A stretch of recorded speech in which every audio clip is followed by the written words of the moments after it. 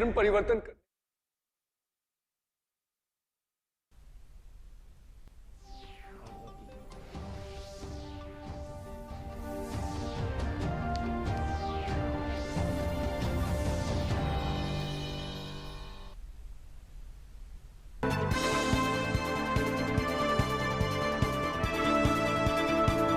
नमस्कार, 10 बजे के समाचारों में आपका स्वागत है। मैं हूं अलका सिंह। समाचारों में सबसे पहले हेडलाइंस।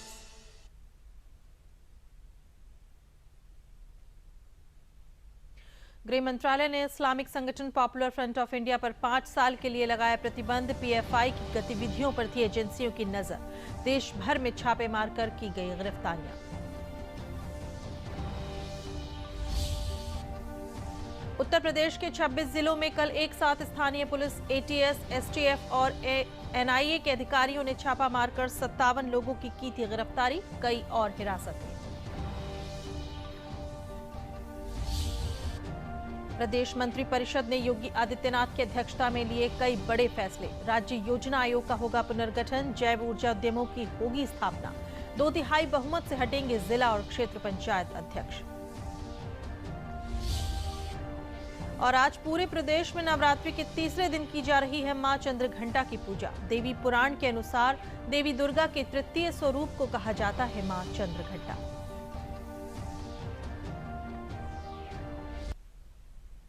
समाचार विस्तार से। देश में लंबे समय से हिंदू और मुस्लिम के बीच खाई बढ़ाने वाले और देश को तोड़ने की नीयत से चलाए जा रहे संगठन पर गृह मंत्रालय ने प्रतिबंध लगा दिया है। एजेंसियों को मिले संकेतों और सूचनाओं के आधार पर लगातार देश भर में पीएफआई पर छापे की कार्रवाई की गई थी, जिसमें बड़ी संख्या में लोगों को हिरासत में लिया गया था। देश भर में अलग अलग संगठनों और संस्थाओं द्वारा इस संगठन पर प्रतिबंध लगाए जाने की मांग की जाती रही है। आज गृह मंत्रालय ने इस संगठन को 5 साल के लिए प्रतिबंधित कर दिया है।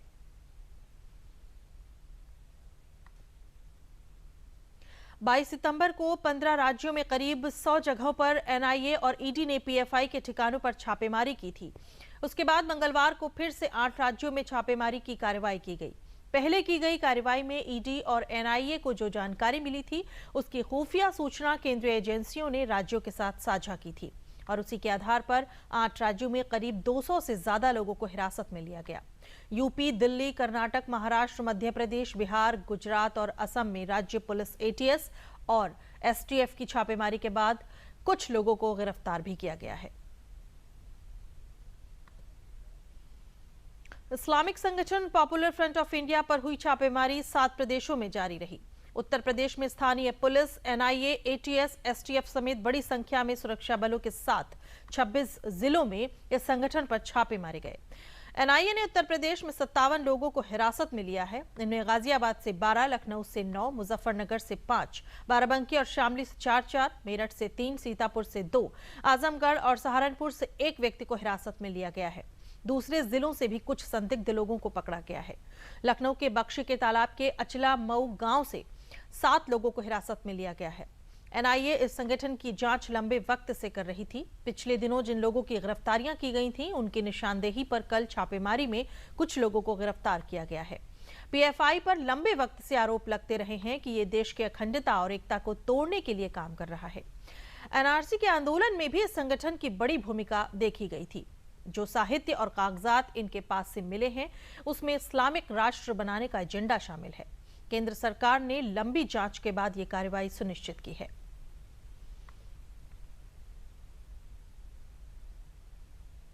पीएफआई एवं उसके अनुसांगिक संगठनों द्वारा देश के विभिन्न स्थानों पर कारित की गई हिंसा एवं उक्त संगठन के सदस्यों की बढ़ती हुई राष्ट्र विरोधी गतिविधियों के दृष्टिगत जनपदीय पुलिस, एसटीएफ एवं एटीएस उत्तर प्रदेश द्वारा संयुक्त रूप से प्रदेश के 26 जनपदों में एक साथ संस्था के पदाधिकारियों एवं सदस्यों के ठिकानों पर रेड की गई, जिसमें कुल 57 व्यक्ति हिरासत में लिए गए। इस रेड के उपरांत मौके से बरामद विभिन्न प्रकार के अभिलेखों एवं साक्ष्यों का संयुक्त रूप से विश्लेषण किया जा रहा है। उपलब्ध अभिलेखों एवं साक्ष्यों के आधार पर अग्रिम विधिक कार्रवाई अमल में लाई जाएगी। उत्तर प्रदेश मंत्रिपरिषद में कई महत्वपूर्ण निर्णय लिए गए हैं। राष्ट्रीय हरित प्राधिकरण के आदेश की अपेक्षाओं के अनुरूप जैव ऊर्जा उद्यमों की स्थापना की संभावनाओं के लिए जैव ऊर्जा नीति को स्वीकृति प्रदान की गई है। इससे प्रदेश में 5500 करोड़ रुपए का निवेश प्राप्त होने की संभावना है। किसानों को पराली जलाने की समस्या का भी इसमें समाधान होगा। उत्तर प्रदेश सूक्ष्म, लघु और उत्तम प्रोत्साहन नीति 2022 का भी अनुमोदन किया गया है। बुंदेलखंड एवं पूर्वांचल क्षेत्रों में इस योजना का लाभ मिलेगा। प्रदेश में राज्य योजना आयोग के पुनर्गठन को भी मंजूरी दी गई है। ये कमीशन अब प्रदेश के थिंक टैंक के रूप में काम करेगा। बड़ी बिल्डिंगों के लिए प्रोजेक्ट मैनेजमेंट यूनिट का गठन किया जाएगा। पंचायती राज अधिनियम के 28वें संशोधन को मंजूरी देते हुए जिला पंचायत अध्यक्ष व ब्लॉक प्रमुखों के खिलाफ अविश्वास प्रस्ताव में 2/3 बहुमत होना जरूरी माना जाएगा। योजना आयोग का पुनर्गठन करने का निर्णय लिया गया है। आपको याद संज्ञान में होगा कि हमारे राज्य में, उत्तर प्रदेश में, जो हमारा राज्य योजना आयोग है, उसकी रचना 24 अगस्त 1972 को हुई थी। 1972, 1972, 24 अगस्त 1972 को हुई थी। और भारत सरकार में आपको याद होगा कि माननीय नरेंद्र मोदी जी के प्रधानमंत्री बनने के बाद जो पुराना जो योजना आयोग था भारत सरकार का, जो इसकी रचना 1950 में हुई थी, उसकी रिस्ट्रक्चरिंग करके और उसमें काफ़ी कुछ उसके काम काज में परिवर्तन करके, उसकी फ्रेमवर्क में परिवर्तन करके नीति आयोग की रचना की गई। उसी के ढांचे पर, उसी दृष्टिकोण से राज्य में अपना जो पुराना 1972 का जो नीति ये अपना आयोग था, योजना आयोग था, उसको रिस्ट्रक्चर करते हुए सबसे पहले तो उसका नाम अब स्टेट ट्रांसफॉर्मेशन कमीशन STC होगा। उसमें स्टेट ट्रांसफॉर्मेशन कमीशन STC, उसके अध्यक्ष माननीय मुख्यमंत्री जी होंगे। जो उसके पदेन सदस्य होंगे उसमें माननीय वित्त मंत्री जी होंगे, माननीय अपने उप मुख्यमंत्री द्वय होंगे, माननीय कृषि मंत्री जी होंगे, माननीय समाज कल्याण मंत्री जी होंगे, माननीय पंचायत राज मंत्री जी होंगे, माननीय औद्योगिक विकास मंत्री जी होंगे, माननीय जल शक्ति मंत्री जी होंगे, नगर विकास विभाग के मंत्री होंगे और माननीय जो राज्य मंत्री नियोजन विभाग के हैं वो उसमें पदेन सदस्य होंगे। अयोध्या में भगवान रामलला के भव्य मंदिर का निर्माण तेजी के साथ हो रहा है। भगवान रामलला के गर्भगृह में दरवाजे और चौखट के निर्माण के लिए लकड़ी का चयन कर लिया गया है। रामलला के गर्भगृह में 12 से ज्यादा दरवाजे होंगे और गर्भगृह के लकड़ी के दरवाजे और चौखट में महाराष्ट्र की सागौन लकड़ी का प्रयोग किया जाएगा। मंदिर निर्माण में लगभग 500 से ज्यादा बंसी पहाड़पुर के पत्थर लगाए जा चुके हैं और अब तक गर्भगृह का निर्माण का कार्य लगभग 40% पूरा हो चुका है और जल्द ही मंदिर निर्माण के लिए पिलर को लगाए जाने का काम भी तेजी के साथ शुरू होगा। आज अयोध्या में भारत की स्वर साम्राज्ञी लता मंगेशकर के जन्मदिवस के अवसर पर चौक का लोकार्पण प्रधानमंत्री नरेंद्र मोदी की प्रेरणा से किया जाएगा। प्रधानमंत्री नरेंद्र मोदी दिल्ली से वर्चुअल रूप से इस कार्यक्रम में शामिल होंगे। वहीं केंद्रीय पर्यटन एवं संस्कृति मंत्री जी किशन रेड्डी व मुख्यमंत्री योगी आदित्यनाथ इस चौक का लोकार्पण के समय उपस्थित रहेंगे। निर्माण का कार्य 40% से आगे बढ़ गया है। मंदिर के हल्के गुलाबी रंग के बंसी पहाड़पुर की पहाड़ियों के नक्काशी किए हुए 500 से भी अधिक पत्थर वहां लगाए जा चुके हैं। काशी के संबंधों को सहेजने व विरासत को संरक्षित करने में एक नया अध्याय और जुड़ गया है, जब काशी की सांस्कृतिक पहचान पद्मश्री पंडित राजेश्वर आचार्य ने स्वरचित कविता प्रधानमंत्री को पहुंचाने के लिए महानगर अध्यक्ष विद्यासागर राय को भेंट की। वैसे तो काशी के सांसद होने के नाते सदैव प्रधानमंत्री जी प्रत्येक काशी वासी की चिंता करते हैं। समय समय पर पत्रों द्वारा अथवा अपने संबोधनों में काशी के हर एक घर की चिंता तथा काशी का मान बढ़ाने वालों का अभिनंदन करते हैं। पंडित राजेश्वर ने इन पंक्तियों का उच्चारण करते हुए प्रधानमंत्री को समर्पित किया है। ये काशी की विरासत और अपने नेता के प्रति काशी के लोगों का समर्पण और प्रेम दर्शाता है। समाचारों में लेते हैं एक विराम। अपने अकाउंट से संबंधित लेन देन के बारे में तुरंत अलर्ट पाने के लिए अपने बैंक के पास अपना मोबाइल नंबर और ईमेल रजिस्टर कर दीजिए।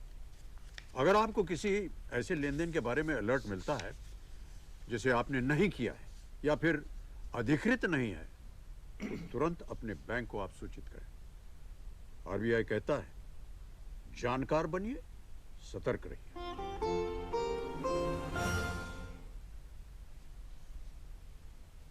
गाजियाबाद के मुरादानगर ब्लॉक में एक वृहद रोजगार मेले का आयोजन किया गया, जिसमें कि गाजियाबाद से सांसद एवं केंद्रीय मंत्री जनरल वीके सिंह ने मुख्य अतिथि के रूप में कार्यक्रम का शुभारंभ किया। इस रोजगार मेले में कुल 28 कंपनियों ने प्रतिभाग किया था, जिसके लिए तकरीबन 3000 बच्चे बुलाए गए। उनमें से 1761 को रोजगार प्राप्त होगा। इस मौके पर जनरल वीके सिंह ने वहां आए बच्चों को संबोधित करते हुए कहा कि आपका मुकाबला अपने आप से ही है। वहां बैठे बच्चों को प्रोत्साहित करते हुए उन्होंने कहा कि हमेशा जीवन में सबसे अच्छा करने की कोशिश करो। ये सोचो कि दूसरे के अंदर ऐसा क्या है जो आपके अंदर नहीं है।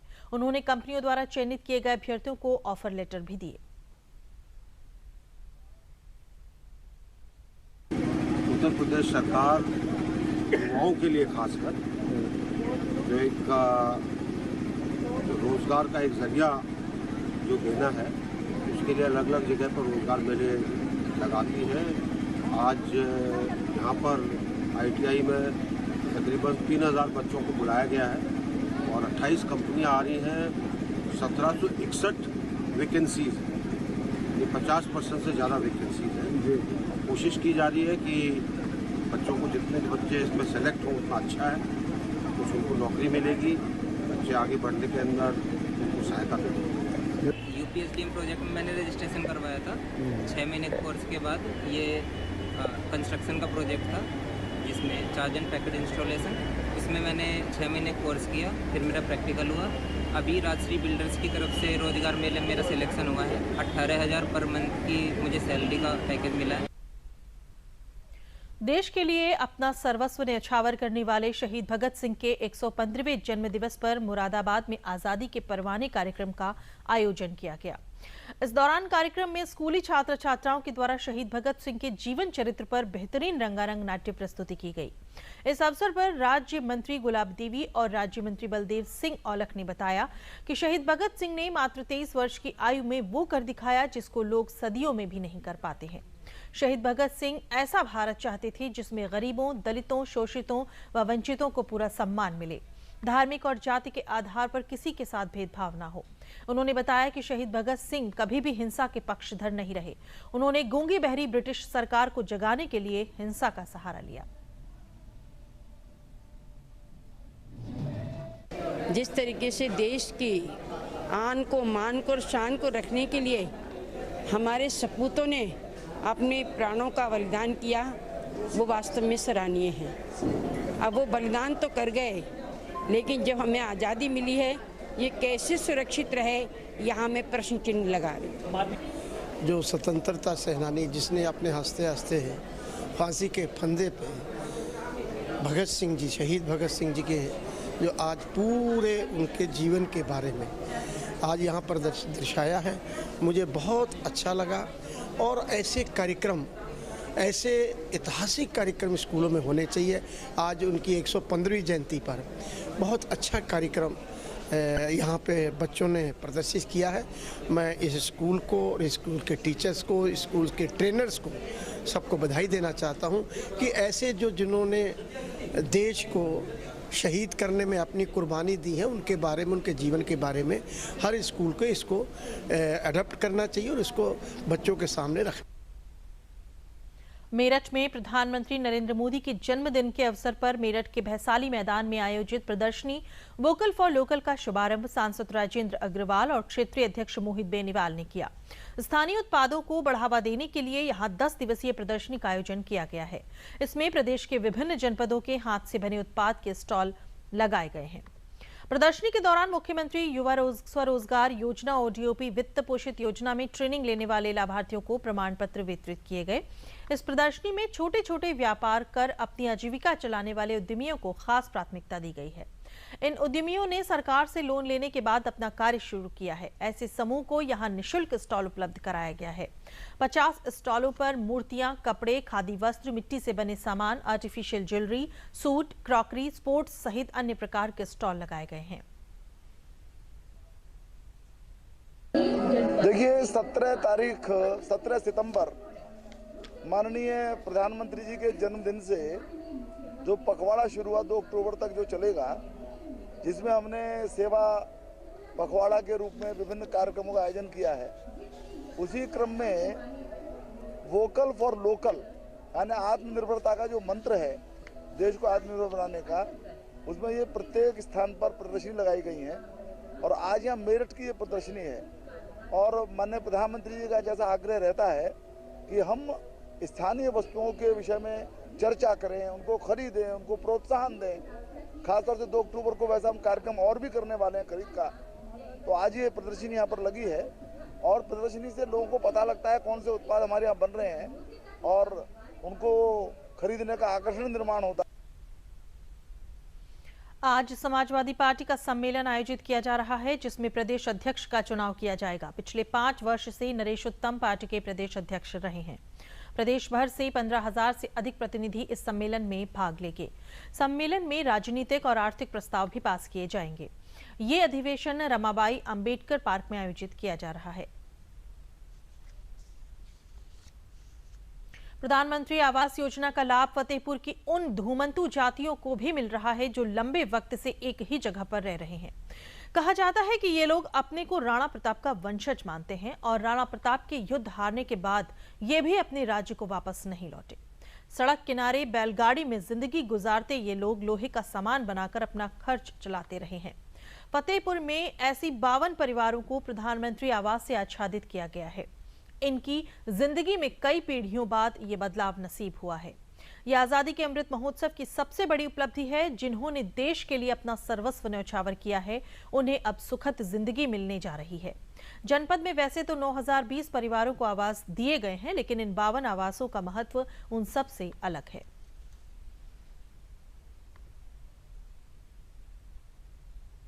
हमारा नाम मन्ना है। पहले हम झूपड़ी में रहते थे, तो बहुत कठिनाई परेशानियां होती थी। उसके बाद प्रधानमंत्री ने हमको कॉलोनी के पैसा दिया, पक्का मकान बनवा दिया।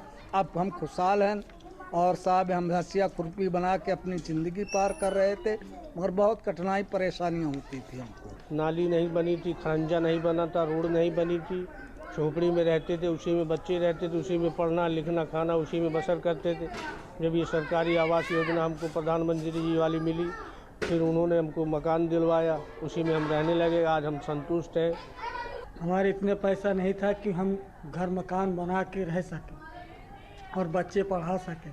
अब इसी हमको जगह मिली, हमने घर बनवा दिया हमको बाबूजी ने, और हमको बहुत अच्छा, हमको अब आराम है। प्रधानमंत्री आवास ने दे दिया है, तो इसमें अब रह रहे हैं, इसी में अब कमाते हैं, खाते हैं। पन्ने डालते, लड़िया ऐसे लगाते, बांस लगाते थे, उसमें लड़िया में घूमते फिरते रहते थे, फिर ऊपर पन्ने डाल देते थे, उसी में बसर सब घर भर कर। बाराबंकी में मछली चारे के उत्पाद यूनिट प्रदेश सरकार के सहयोग से लगाए गए हैं, जिससे जिले में मत्स्य पालन को बढ़ावा मिल रहा है। यहां बड़ी संख्या में युवा और किसान मछली पालन के साथ मछली चारा बनाने की यूनिट डालकर अपना स्वरोजगार स्थापित कर रहे हैं। परवेज खान ने प्रधानमंत्री मत्स्य संपदा योजना के जरिए 2 करोड़ की लागत से प्रदेश में पहला मछली चारा यूनिट स्थापित किया है। इससे इन्हें लाखों रुपए की प्रतिमाह आमदनी हो रही है। इस फिश फीड मिल के जरिए परवेज ने जिले के लगभग 350 लोगों को रोजगार से जोड़ा है। विभाग द्वारा जनपद में ज्यादा से ज्यादा फिश फीड मिल स्थापित कर लोगों को लाभान्वित कराने के लिए प्रयास किया जा रहा है।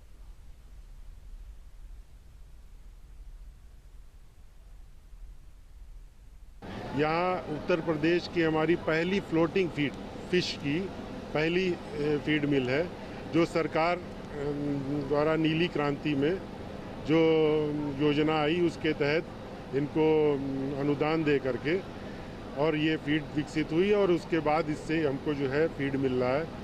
और आज जो इन फीड बना रहे हैं धीरे धीरे, पहले तो इतना अच्छा नहीं था, लेकिन आज जो है एक परफेक्ट फीड बना के दे रहे हैं, जो कि मार्केट में जो भी फीड है उनसे सबसे कम लागत पे एक अच्छा फीड हम लोगों को उपलब्ध हो रहा है। मछली पालन दुनिया के सबसे आसान कामों में से एक है। अगर आप लाइव स्टॉक का काम करते हैं तो आपको मछली पालन करना चाहिए। मछली पालन करने के लिए एक विशेष चीज़ की ज़रूरत होती है जिसे हम फीड कहते हैं, जो मुर्गी में भी ज़रूरत होती है, कैटल में भी ज़रूरत होती है। हमने फीड प्लांट भी लगाया है, सरकार इसमें अनुदान भी देती है। हमको भी कुछ अनुदान सरकार की तरफ से मिला है। रोज़गार हम 100 से 125 आदमियों को देते हैं जो हमसे डायरेक्ट इन्वॉल्व हैं, और इनडायरेक्टली 200-300 आदमी और रोज़गार पाते हैं। प्रधानमंत्री मत्स्य संपदा योजना के तहत लगी हुई है, काफ़ी अच्छा प्रयास कर रहे हैं और अच्छे फिश फीड का उत्पादन कर रहे हैं। इनके तरह की और भी 4-5 यूनिट हैं जो नई लगी हैं, सरकार की तरफ से उन्हें सहायता मिल रही है, जैसे अपनी Amardhan speciality feed, Godrej fish feed, Sona gold और दयाल फिश फीड। ये औद्योगिक क्षेत्र में हमारे लगी हुई हैं, जो कि हमारी सदस्य इकाइयाँ हैं इंडियन इंडस्ट्रीज एसोसिएशन की। कानपुर देहात में कृषि उत्पादक संगठन को बढ़ावा देने के लिए एक संगोष्ठी का आयोजन किया गया। मुख्य विकास अधिकारी सौम्या पांडे ने कहा कि अब तक जनपद में 36 एफपीओ बने हैं, इन्हें बढ़ाने की आवश्यकता है। एफपीओ के माध्यम से किसानों को आर्थिक रूप से मजबूत किया जा सकता है। इस अवसर पर उन्होंने किसानों की समस्याओं के समुचित समाधान का आश्वासन दिया है। उन्होंने कहा कि किसान पराली न जलाएं, इससे पर्यावरण को बड़ा नुकसान होता है।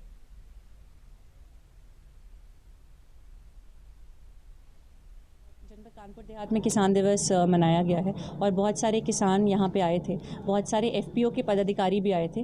तरह तरह की समस्याएं किसानों ने अवगत कराई हैं, जैसे किस प्रकार बीज बोने की टेक्नोलॉजी की, गाजर घास जैसे बीमारी की।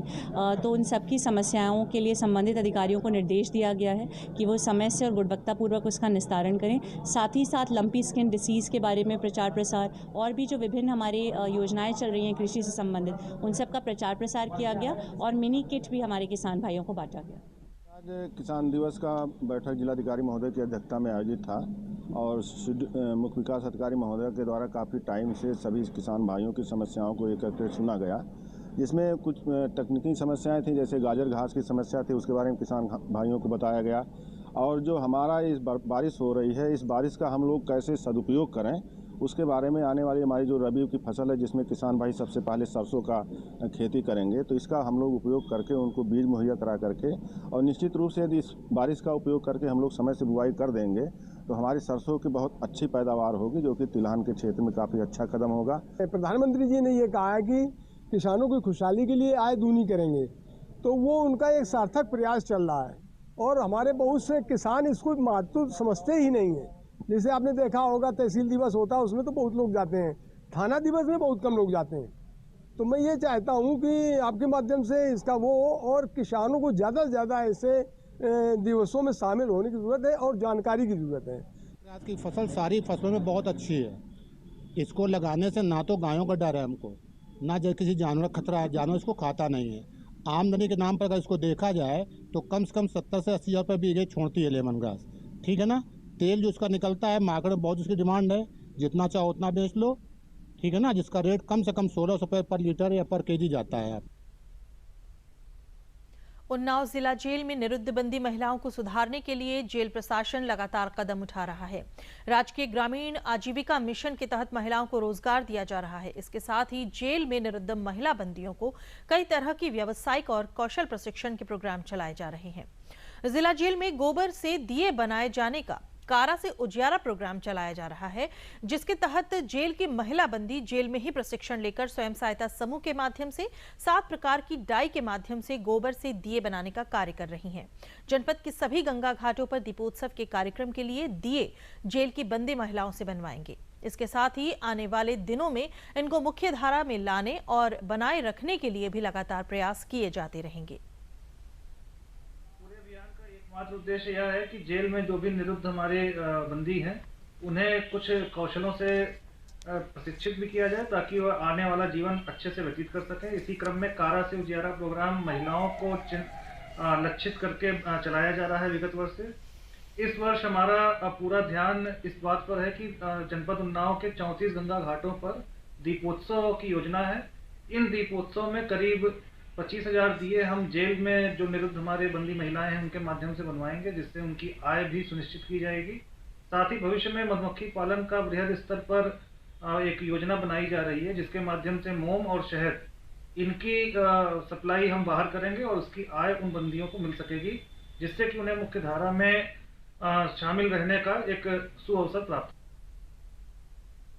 प्रधानमंत्री नरेंद्र मोदी द्वारा शुरू किए गए स्वच्छ अमृत महोत्सव के तहत यूपी के बुलंदशहर में जिला पंचायत ने ग्रामीणों को स्वच्छ पेयजल सुलभ कराने के लिए प्रयास शुरू किए हैं। खंगावली गांव में पायलट प्रोजेक्ट के रूप में गंदे पानी को प्यूरिफाई कर पेयजल योग्य बनाने के लिए प्यूरिफाई तालाब का निर्माण कराया गया है। इस तालाब में प्रतिदिन 2,40,000 लीटर गंदा पानी पेयजल के लिए प्यूरिफाई किया जा सकेगा।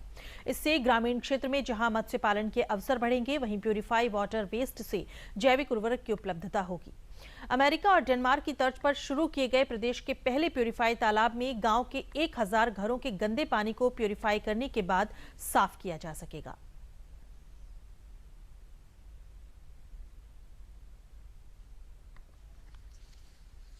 देखिए, हमारी सरकार के माध्यम से जो सरोवर हैं उनको पुनर्जीवित करने का कार्य किया जा रहा है। उसी कड़ी में हमने आज खंगावली गांव में एक वाटर प्यूरिफिकेशन प्लांट लगाया है, जिसकी पॉन्ड की जो कैपेसिटी है वो 240 लीटर्स की कैपेसिटी है और जो ग्राउंड वाटर का जो टेबल है वो उससे ऊपर आएगा और आई थिंक 2 लाख लीटर के अराउंड पर डे जो पानी है वो पर्कुलेट होकर नीचे जाएगा, जिससे इरिगेशन में और जो आसपास के जो घर हैं उन तक स्वच्छ पानी और अच्छा पानी पहुंचेगा और यहाँ पे जो आय के साधन हैं वो बढ़ेंगे, क्योंकि अगर पानी स्वच्छ होगा तो हम यहाँ पे मछली पालन का कार्य कर सकते हैं। फिर जो सॉलिड वेस्ट जो इनमें से निकल कर आएगा और जो इकट्ठा होगा उससे हम मैन्योर बना सकते हैं। जैविक खाद आज हम देखते हैं कि कितना महंगा मिलता है, किसानों को मिलता ही नहीं है, तो ये उसका भी एक साधन।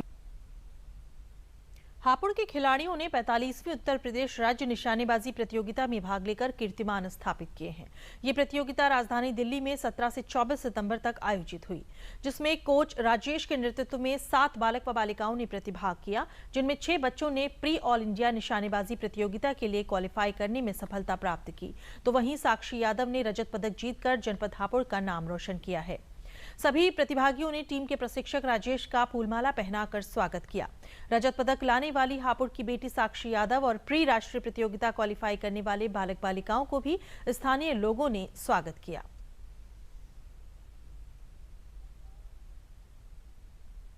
और मैं हापुड़ में लगभग जो है 10 साल से जो है शूटिंग एकेडमी चला रहा हूँ।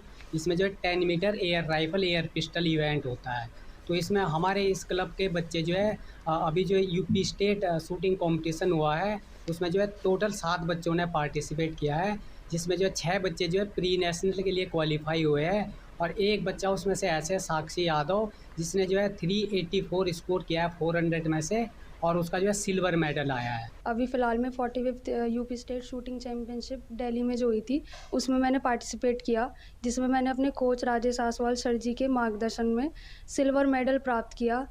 इस मेडल का श्रेय मैं अपने घर वालों को और मैं अपने कोच सर को देना चाहती हूँ, क्योंकि उन्होंने भी मेरे साथ बहुत मेहनत करी है और मैं चाहती हूँ कि अगली बार मेरा गोल्ड आए। अभी हमने दिल्ली में कंपटीशन खेला था यूपी स्टेट, उसमें मैंने प्री नेशनल के क्वालिफाई किया है। मैं चाहती हूँ कि आगे मैं और मेहनत करूँ और मेडल लाऊं और अपने देश का नाम रोशन करूँ। अंत में प्रमुख समाचार एक बार फिर। गृह मंत्रालय ने इस्लामिक संगठन पॉपुलर फ्रंट ऑफ इंडिया पर 5 साल के लिए लगाया प्रतिबंध। पीएफआई की गतिविधियों पर थी एजेंसियों की नजर। देश भर में छापे मारकर की गई गिरफ्तारियां। उत्तर प्रदेश के 26 जिलों में कल एक साथ स्थानीय पुलिस, एटीएस, एसटीएफ और एनआईए के अधिकारियों ने छापा मारकर 57 लोगों की थी गिरफ्तारी, कई और हिरासत में।